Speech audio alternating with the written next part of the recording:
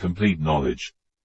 Morality or moral aesthetics in the sense shown is necessary for us, as without it we too easily forget that the word has after all a certain relation to the act. We are interested in many things but for some strange reason fail to note the incongruity between our spiritual life and our material life on earth.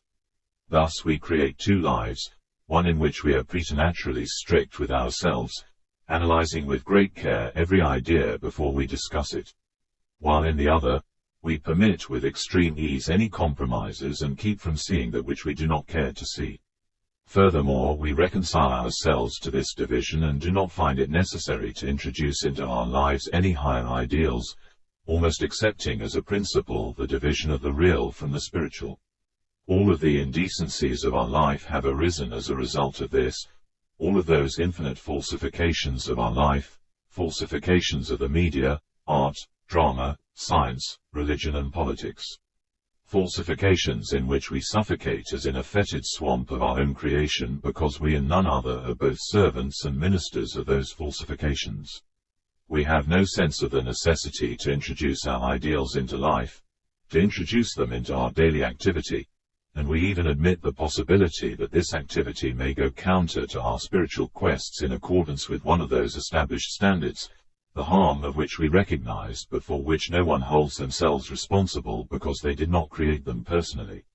We have no sense of individual responsibility, no boldness and are without an awareness of their necessity. All of this would be very sad and hopeless if the concept, we, were not so dubious.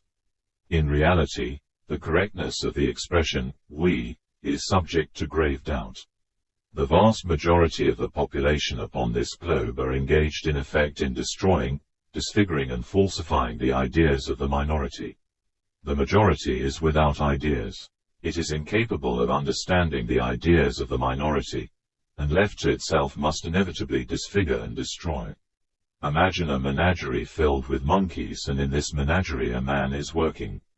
The monkeys observe his movements and try to imitate him, but they can imitate only his visible movements. The meaning and aim of these movements are closed to them and therefore their actions will have quite different results. Should the monkeys escape from their cages and get hold of the man's tools, then perhaps they will destroy all of his work, even inflict great harm upon themselves. But they will never be able to create anything. Therefore a man would make a grave mistake if he referred to their work and spoke of them as we. Creation and destruction, or more correctly, the ability to create and the ability only to destroy are the principal signs of the two types of men. Morality is necessary to man as only by regarding everything from the standpoint of morality is it possible to differentiate the work of man from the activity of apes. But at the same time delusions are nowhere more easily created than in the region of morality. Allured by his own particular morality and moral gospel, a man forgets the aim of moral perfection, forgets that this aim lies in knowledge. He begins to see an aim in morality itself. Then occurs the a priori division of the emotions into good and bad, moral and immoral.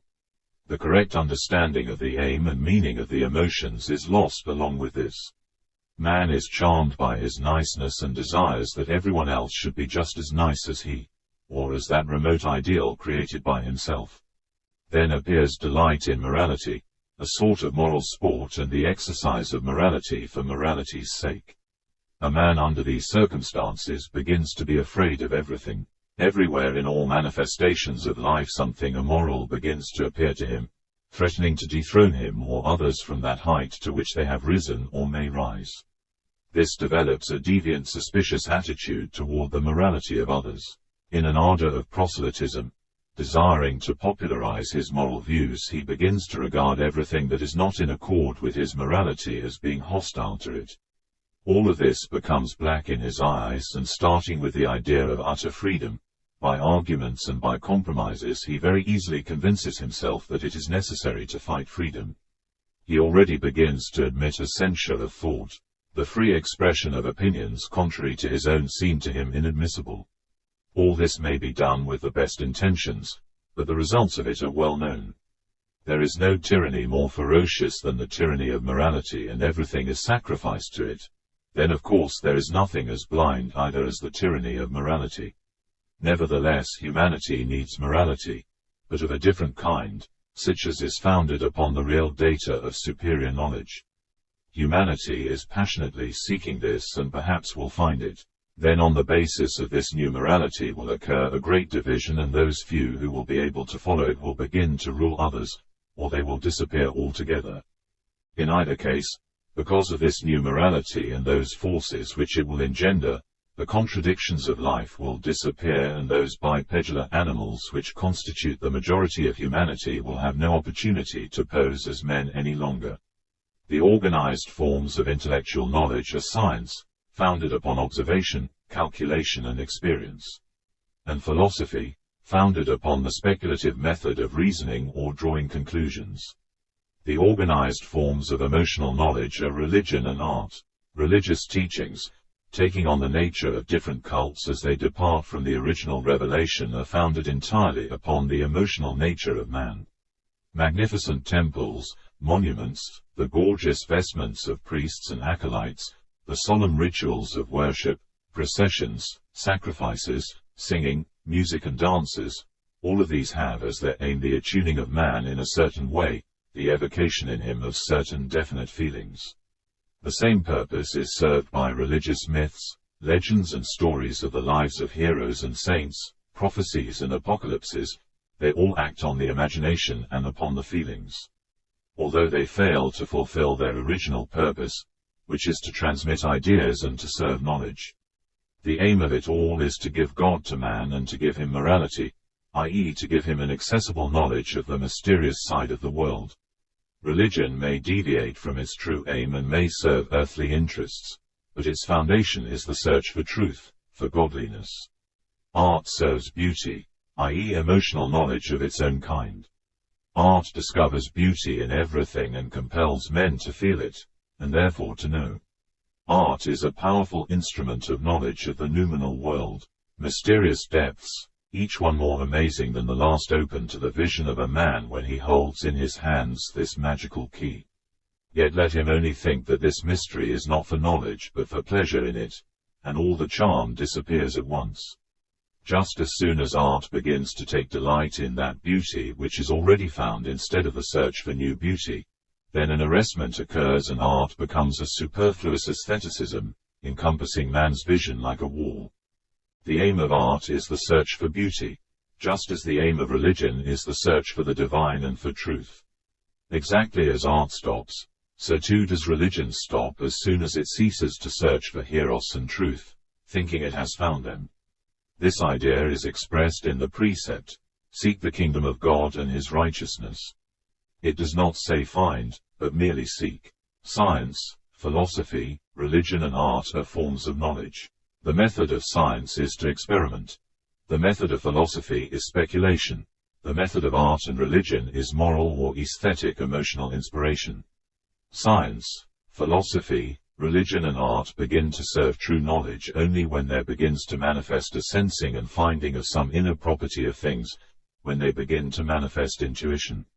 In general, it is possible to say, and perhaps it will be more true to fact, that the aim of even purely intellectual systems of philosophy and science consists not of the giving to man of certain information or knowledge, but in raising man to such a height of thinking and feeling as to enable him to pass to those new and higher forms of knowledge, to which art and religion approach. It is necessary, however, to remember that these divisions into science, philosophy, religion and art betray the poverty and incompleteness of each. A complete religion unites in itself religion, art, philosophy and science. A complete art equally unites them, while a complete science or a complete philosophy comprehends religion and art. When we see the whole of which these four categories form part, then we will approach a more complete knowledge.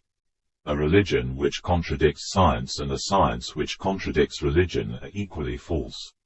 Having established the principle of the possible unification of the forms of our knowledge, we seek to discover if this unification is not somewhere realized and how it may be attained. Whether it can be grasped in a form entirely new, or in one of the existing forms of knowledge which shall include all others within itself.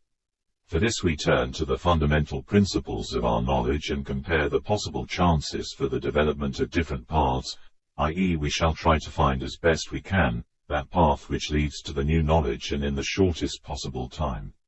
Up to a certain point we have already established this regarding the emotional path and the growth of the emotions.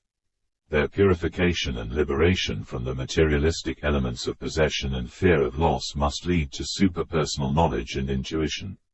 But how can the intellectual path lead to new forms of knowledge, and what is the new knowledge? The new knowledge is direct knowledge, by an inner sense. I feel my own pain directly, so new knowledge can give me the power to sense as mine the pain of another.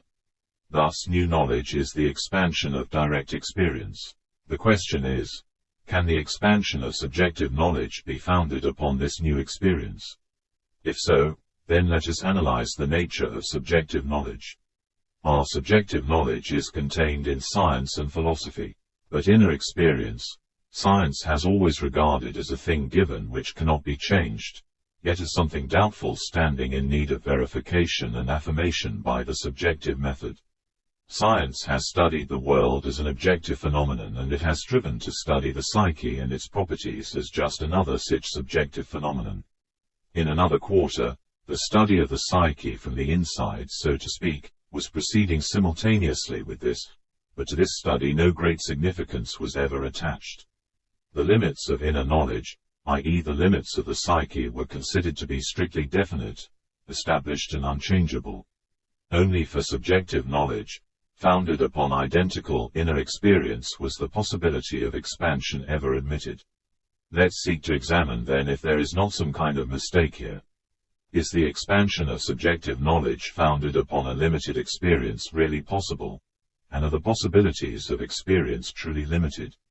Developing science, i.e. subjective knowledge, is encountering obstacles everywhere. Science studies phenomena. Just as soon as it attempts to discover causes, it is confronted with the wall of the unknown and to it, unknowable. The question narrows itself down to this: is this unknowable absolutely unknowable, or is it so only for the methods of our science? At present the situation is just this: the number of unknown facts in every region of scientific knowledge is rapidly increasing, and the unknown threatens to swallow the known, or at least what is accepted as known. One might define the progress of science as a rapid growth of the region of nescience. Nescience, of course, existed before, and in no less degree than at present. However, before it was not so clearly recognized, and at that time science did not know what it does not know. Now it knows this more and more, and knows its conditionality a little more, and in every branch of science that which it does not know will become greater than that which it knows. In every department science is beginning to repudiate its own foundations. A little further and science in its entirety will ask, where am I?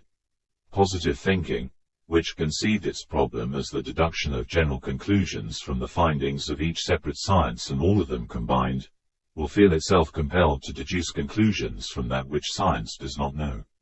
Then the entire world will see before it the colossus with feet of clay, or rather without any feet at all, but with a formidable misty body hanging about in the air. For a long time philosophy has realized the lack of feet on this colossus, but the majority of cultivated mankind is still hypnotized by positivism, which sees something in place of those feet. It will be necessary to part company with this illusion soon, because mathematics, lying at the very foundation of positive knowledge, and to which exact science always pointed with pride as its subject and vassal, is in reality now denying all positivism. Mathematics was included in the cycle of positive sciences only by mistake, and will soon become the principal weapon against positivism. By positivism is meant the system which affirms, in contradiction to Kant, that the study of phenomena can bring us nearer to things in themselves, i.e., which affirms that by going along the path of the study of phenomena, we can come to an understanding of causes, and this is important, which regards physico-mechanical phenomena as the cause of biological and psychic phenomena. The usual positivistic view denies the existence of the hidden side of life, i.e. it finds that the hidden side consists of electromagnetic phenomena and opens to us little by little, and that the progress of science consists of the gradual unveiling of this hidden world. This is not known as yet, says the positivist when their attention is called to something hidden, but it will be known. Science, going by the same path that it has gone up to now, will discover this also. The apparatus and instruments of technology are being perfected. The methods, processes and observations are being refined. That which we did not even suspect 100 years ago has now become generally known and a generally understood fact. Everything that it is possible to be known will become known after this manner. Thus do the adherents of a positivistic viewpoint speak. But at the foundation of these reasonings lies deep delusion. The affirmation of positivism would be perfectly true if only positivism moved uniformly in all directions of the unknown, if sealed doors did not exist for it. If in the cacophony of query the principal questions did not remain unanswered, and just as obscure as in those times when science as we know it did not exist at all. We see that enormous regions are closed completely to science and that it never penetrated into them, or worst of all that it made not a single step in that particular direction. There are multitudes of problems the solving of which science does not even attempt. Problems in the presence of which the contemporary scientist, armed with all of their knowledge, is as helpless as a savage, or a 4-year-old child. Such are the problems of life and death, the mystery of consciousness and even simply dark matter. Scientists using different methods to determine the mass of galaxies have found a discrepancy that suggests 90% of the universe is matter in some form that cannot be seen. Some scientists think dark matter is in the form of massive objects, such as black holes, that hang out around galaxies unseen. Other scientists believe dark matter to be subatomic particles that rarely interact with ordinary matter, yet no one has come up with anything definitive. In 1933, the astronomer Fritz Zwicky was studying the motions of distant galaxies. Zwicky estimated the total mass of a group of galaxies by measuring their brightness, but when he used a different method to compute the mass of the same cluster of galaxies, he came up with a number that was 400 times his original estimate. We know these things, and yet the only thing we do is try to not think about the existence of such problems and push them to the back of our minds. We do so as a rule, but this does not annihilate them, and they continue to exist. At any given moment we may turn to them and try once more the rigidity and force of our scientific method. But every time at such an attempt we find that scientific method is not equal to these problems. We have been able to split the atom, fuse 2 atoms, travel to distant planets and photograph them, send signals and communicate across millions of miles, and yet we cannot tell what the man standing right next to us is thinking about. No matter how much we may weigh, analyze or photograph that man, we shall never know his thoughts, unless he himself tells them to us. But this is truly quite a different method.